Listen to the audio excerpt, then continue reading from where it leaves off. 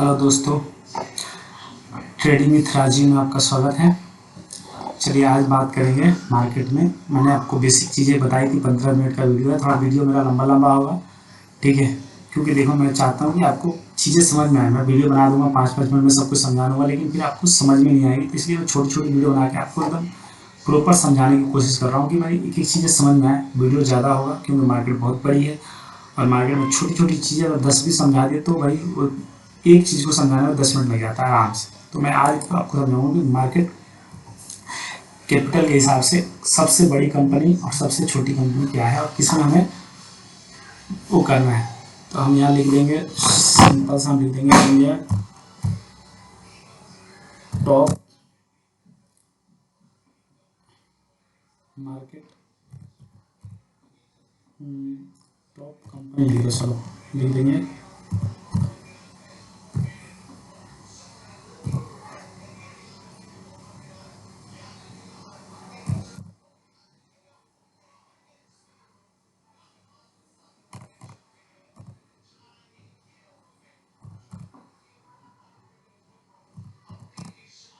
Top company Indian भाई, Indian market. Indian लिख दो, क्या दिक्कत है। इंडियन तो इंडिया तो ऐसे बंद कर दिया मोदी जी ने।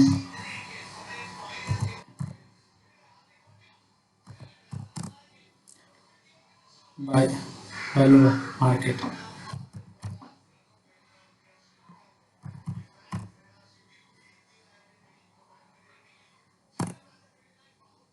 इसमें नहीं आ रहा। चलो मैं गूगल पे आपको दिखाता हूँ। पता नहीं इसमें सर्च क्यों नहीं कर रहा है स्क्रीन में, ठीक है। आपको गूगल पे सर्च करके दिखाता हूँ, ठीक है। मार्केट कैपिटलाइजेशन के हिसाब से सबसे बड़ी कंपनी, ठीक है, ठीक है। ये चलो मनी कंट्रोल कैपिटलाइजेशन के हिसाब से आपको मैं दिखाता हूँ। फिर आपको दिखाऊंगा कि भाई कैसे कैसे हमें मार्केट के हिसाब से समझना है चीज़ों को और मार्केट कैपिटलाइजेशन होता क्या है, ठीक है। मार्केट कैपिटलाइजेशन में काम कैसे करता है, कैसे आपको मार्केट कैपिटलाइजेशन के हिसाब से ट्रेड लेना है, ठीक है। उसके हिसाब से मैं आपको पूरी चीज़ें समझाऊंगा बेसिक तरीके से।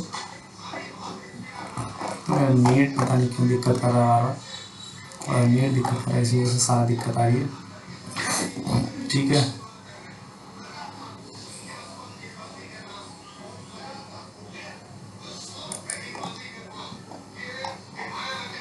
देखो अभी आ गया मार्केट कैपिटलाइजेशन के हिसाब से बड़ी कंपनी, ठीक है। 100 कंपनियां मार्केट कैपिटलाइजेशन के हिसाब से बड़ी होती हैं, ठीक है। उसमें क्या है, रिलायंस, TCS। देखो सबसे फर्स्ट नंबर पे है रिलायंस, ठीक है। 2460 लिस्टेड प्राइस, ठीक है। वो एक शेयर प्राइस है, ठीक है। बॉन्ड भी हाई, बॉन्ड भी लो, ठीक है। मार्केट कैपिटलाइजेशन 16,644 करोड़ की। इसको अरब में है कंपनी, ठीक है। मैं आपको पूरा एक्सप्लेन नहीं कर सकता इसी से, ठीक है। तो ये इतना मार्केट कैपिटल है, उससे थोड़ा सा कम 3 लाख करोड़ का, उससे कम TCS है। उसके बाद सेकंड नंबर पर HDFC बैंक है, थर्ड पे HDFC बैंक है, फोर्थ पे ICICI बैंक है, इन्फोसिस है। एक्चुअली ये टॉप 100 जो कंपनियां हैं, आपको ये टॉप 100 देखो, ये टॉप 100 है, ठीक है। केनरा बैंक तक ये टॉप 100 में है, ठीक है। अब इसमें देखो क्या क्या है। मेन बैंक है, TVS मोटर, श्रीराम फाइनेंस है, जिंदल स्टील है, ट्रेंट है, ठीक है। पॉलीकैब है, टाटा कंज्यूमर है, गेल इंडिया है, PNB है, टाटा पावर है, ठीक है। ये टॉप 100 कंपनियां हैं जो सब मार्केट कैपिटलाइजेशन के हिसाब से सबसे बड़ी है इंडियन मार्केट की, ठीक है। जो इंडियन मार्केट की सबसे टॉप कंपनियां हैं, 100 टॉप कंपनियां, ठीक है। तो ये हो गया कैपिटल। अब ये हो गया, इसको बोलते हैं लार्ज कैप, ठीक है। अब इससे ऊपर जो जाएंगी उसको बोलते हैं मिड कैप, ठीक है। 100 से 250 तक होता है मिड कैप, ठीक है। हम उसको बोलते हैं मिड कैप, ठीक है। और उससे ऊपर जो होगी उसको बोलेंगे हम स्मॉल कैप, ठीक है। आपको मैं दिखाता हूँ, ठीक है। तो ये हो जाता है, ठीक है। और सेक्टर के हिसाब से देखोगे तो सेक्टर हिसाब से मिल जाएगा आपको, लेकिन इंडियन मार्केट के हिसाब से देखोगे तो आपको इंडियन मार्केट के हिसाब से ही मिल जाएगा, ठीक है। तो हमने इंडियन मार्केट के हिसाब से देखा तो रिलायंस है, TCS है, HDFC बैंक है, ICICI बैंक है, इन्फोसिस है, HUL है, ITC है, भारती एयरटेल है, SBI है, बजाज फाइनेंस है, LIC है। ये सारी चीज़ें मार्केट कैपिटलाइजेशन के हिसाब से सबसे बड़ी है, उसके हिसाब से रैंकिंग गवर्नमेंट ने दे रखा है, एक सिस्टम ने दे रखा, जितना जिसके पास पैसा है उसके हिसाब से रैंकिंग है उसका, ठीक है। अब ये जियो फाइनेंस है, ये आपको मार्केट कैपिटलाइजेशन के हिसाब से टॉप 100 में, ये लार्ज कैप में आती है, टॉप 100 कंपनियाँ, ठीक है। अब भाई मान लो कि हम अब यहाँ पे देख लेते हैं हम HDFC बैंक, ठीक है। अब HDFC बैंक ही सर्च कर लेते हैं, ठीक है।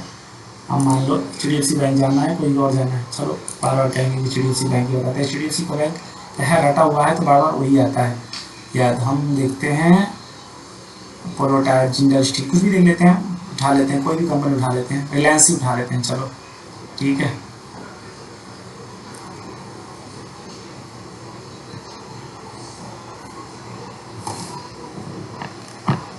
ठीक है, हम रिलायंस उठा लेते हैं, रिलायंस को समझते हैं।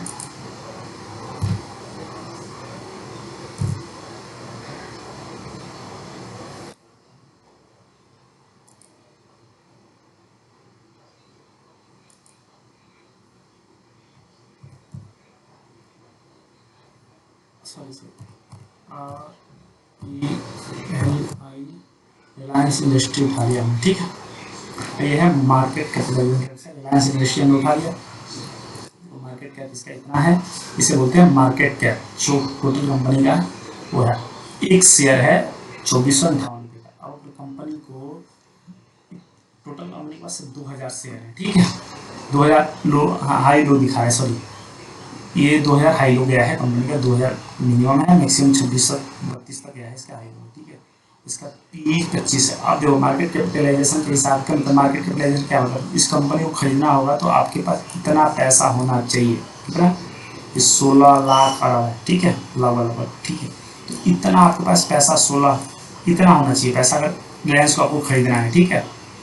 एक अगर 10 खरीदना है तो 2400 से, एक खरीदना है तो 2458 पे, एक शेयर खरीदना है तो इतना आपको चाहिए पैसा, ठीक है। फेस वैल्यू है 10%, डिविडेंड 0.37%, डिविडेंड ना के बराबर देती है, प्राइवेट कंपनी डिविडेंड देती नहीं है एक्चुअल में, ठीक है। करंट प्राइस 24 बुक वैल्यू है 10,58, ठीक है। बुक वैल्यू में आपको पी समझाऊंगा बाद में, ठीक है। अब हम देखते हैं इसमें पैसा कैसे लगाएं, क्यों प्रॉफिट होगा क्यों नहीं होगा, इस सब चीज़ें समझते हैं, ठीक है।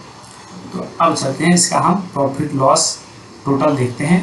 कंपनी का प्रमोटिंग होल्डर, ठीक है, प्रमोटर होल्डर कितना है, परसेंट है, कैश फ्लो कितना है, अभी देखते हैं प्रमोटर होल्डर। प्रमोटर होल्डर इसमें कितना है, ये प्रमोटर होल्डर कर गया 50% के आसपास प्रमोटर होल्डर है। क्या हो रहा है, क्या कट क्यों आ रहा है ये, एक सेकेंड, हाँ देखो प्रमोटर होल्डर 50% है, ठीक है। FII 25% है, DI 13% है, गवर्नमेंट 0.2% है, पब्लिक 10% है, ठीक है। अब इस मार्केट में पैसा लगाओगे तो क्यों पड़ेगा, तो भाई पहली बात की मालिक के पास 50% है तो कमाएगा, तो किसी पता है 100 रुपये का भाव बढ़ेगा 50 रुपये मिल जाएगा तो कमाएगा ही कमाएगा, नहीं करेगा ही करेगा। दूसरी इस कंपनी की क्या वैल्यू है भाई, एक मार्केट के हिसाब से सबसे बड़ी कंपनी है, तो अगर सब कंपनियाँ ढह जाएंगी उसके बाद ही रहेगी, ठीक है। दूसरी बात तो ये होगी। तीसरा क्या आ गया कि भाई ये जो कंपनी है ये लार्ज, ये सबसे बड़ी कंपनी है, तो इसका सामान आप चाहोगे तो हर जगह मिल रहा है। रिलायंस मतलब हर आदमी जानता है, हर बच्चा जानता है रिलायंस क्या है, रिलायंस बहुत बड़ा ब्रांड है। तो इतनी जल्दी इनकी ना ही बहुत तेज़ी से बढ़ती है ना ही बहुत तेज़ी से गिरती है, क्योंकि ये मार्केट में स्टेबल कंपनियाँ हैं। तो इन कंपनियों में क्या है, आप बढ़ेंगे ऐसा नहीं है कि बहुत तेज़ी से नहीं बढ़ सकती, एकदम सही तरीके से चलती है, एकदम प्रॉपर तरीके से, ठीक है।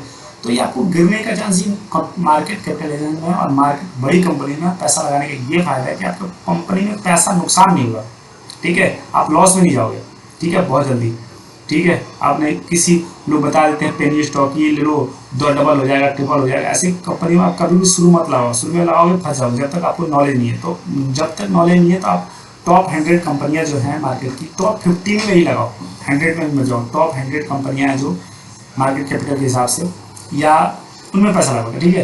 प्रमोटर के पास 50%, FII के पास 25%, DI के पास है 13%, गवर्नमेंट के पास 0%, तो पब्लिक के पास है 10%। तो पब्लिक कितना खरीदेगी बेचेगी, 10% में ही जी रहा, तो मार्केट एकदम से गिर नहीं सकता, एकदम से बढ़ नहीं सकता, प्रमोटर बेच नहीं सकता, इसमें प्रमोटर 50% बेच नहीं सकता, FIDI जल्दी बेचती नहीं है, ठीक है। तो अब क्या बचा है 10%, 10% खरीद बेचने में कितना गिर जाएगा, गिरेगा नहीं मार्केट। और मार्केट रिलायंस का इतना बड़ा टारगेट है कि वो बढ़ेगी बढ़ेगी कंपनी। भाई आपके पास 1 लाख है तो आप जल्दी ग्रोथ करोगे, आपके पास 50 लाख है जल्दी ग्रोथ, जो 50 लाख है नॉर्मल सी बात है वो जल्दी ग्रोथ करेगा, ठीक है। तो ये है कि भाई मार्केट के पास पैसा कंपनी के पास है ही है। अब देखो कंपनी के पास क्या है, अब कंपनी के पास टोटल एसिड इतना पड़ा है, उसके पास 16,000 करोड़, ठीक है, एसिड पड़ा हुआ है कंपनी के पास, ठीक है। अब बोरोइंग क्या है, बोरोइंग अगर देखा जाए लास्ट मार्च 2023 में तो ये है बोरोइंग कंपनी के पास, कर्ज है जो तो 45,000 करोड़ के आसपास कंपनी के पास, 45,164 करोड़ के कर्ज है, ज़्यादा कर्ज भी नहीं है कंपनी के पास, ठीक है। कैपिटल यही है, उससे ज़्यादा कंपनी के पास कैश पड़ा हुआ है, फिक्स एसिड इतना पड़ा हुआ है 72,000 करोड़, तो दुगुना तक कंपनी के लोन से ज़्यादा दुगुना तो उसके पास कैश पड़ा हुआ है। तो नॉर्मल सी बात है, जब कंपनी के पास कैश पड़ा हुआ तो कंपनी कभी पीछे घाटे में जा ही नहीं सकती, लॉस में जा ही नहीं सकती। तो ये है इसका, ठीक है। प्रॉफिट, कंपनी का प्रॉफिट देख लो, सेल देख लो, कंपनी का सेल देखो, यहाँ दिखाई का ये है 3,67,657 इसमें था, यहाँ 39 लाख हो गया, यहाँ 43 लाख हो गया, यहाँ 37 हो गया, बढ़ता जा रहा है, बढ़ता है, यहाँ 86 हो गया, यहाँ डबल हो गया। इसी के लिए देख रहे हो आप, यहाँ से देखो 2012 से यहाँ तक डबल से भी ज़्यादा हो गया।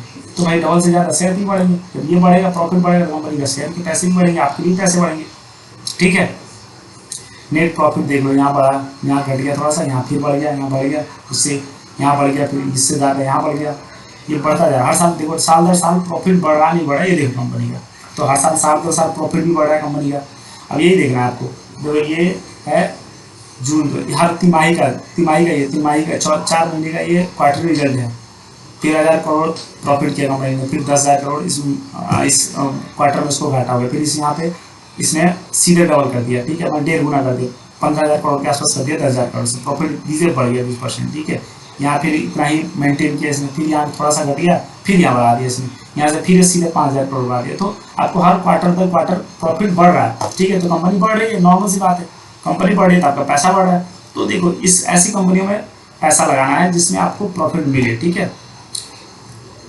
प्रोमोटर होल्डिंग कितनी है, प्रोमोटर होल्डिंग 50%, कभी भी आप पैसा लगाओ तो कम से कम 50% प्रोमोटर होल्डिंग होनी चाहिए, ठीक है। पब्लिक के पास जितना कम पैसा रहेगा उतना आपके शेयर को गिरने का चांस कम रहेगा, ठीक है। प्रमोटर के पास जितना सेल रहेगा परसेंटेज उतना आपका बढ़ने के चांस रहेंगे स्टॉक को, ठीक है। तो ऐसे देख के आपको लेना है। बैंकों में थोड़ा सा अलग नियम लगता है, वो बाद में आपको बताऊंगा कि बैंकों में, ठीक है। तो ऐसे एक एक शेयर का फाइंड करना है आपको, जब भी लेना है तो पूरा चीज़ें देखना है। चार्ट तो मैं आपको प्रॉपर बाद में समझाऊंगा, अभी थोड़ा सा बेसिक चीज़ें क्लियर कर रहा हूँ कि कैसे लेना है, क्या देखना है, नहीं देखना है, ठीक है। ये चीज़ हो गया बेसिक चीज़ों में, बेसिक चीज़ें चलेगी। देखो ये लंबा प्रोसेस है, एक दिन में आपको नहीं समझा सकता, वीडियो लंबी हो रही है इसलिए मैं जल्दी जल्दी बंद कर रहा हूँ, ठीक है, कि लोगों को बोरिंग ना हो, ठीक है। मैं कोशिश कर रहा हूँ जितना चीज़ें कवर कर लूँ आपको। सेल्स, अब देखो ये सब चीज़ें समझना है, एक एक चीज़ें आपको मैं प्रॉपर तरीके से बताऊंगा कि भाई एक एक चीज़ें, मार्केट कैपिटलाइजेशन, इनमें एक पार्ट बनाऊंगा तो बहुत बड़े बड़े होंगे पार्ट, ठीक है। चार्ट यहाँ से मिल जाएगा आपको, एनालिसिस, ठीक है। और यहाँ से देखो कंपनी की एनालिसिस मिल जाएगी, अगर एनालिसिस देखना चाहते हो। अब यहाँ प्रॉफिट लॉस, यहाँ देखो कंपनी का प्रॉफिट लॉस मिल जाएगा, क्वार्टरली का, सेल कितना हुआ, प्रॉफिट कितना हुआ, लॉस कितना हुआ, ठीक है। ऐसे आपको कंपनी का सारी चीज़ें मिल जाएगी, ठीक है। एक एक चीज़ें तोड़, कैश फ्लो क्या होता है, कैश फ्लो क्या होता है, कैश फ्लो का क्या रोल है एक स्टॉक लिखने में, देखना चाहिए नहीं देखना चाहिए कैश फ्लो, ये चीज़ें सब चीज़ आपको बताएंगे अगली वीडियो में। आज की वीडियो यही समाप्त करते हैं। जय हिंद, जय भारत।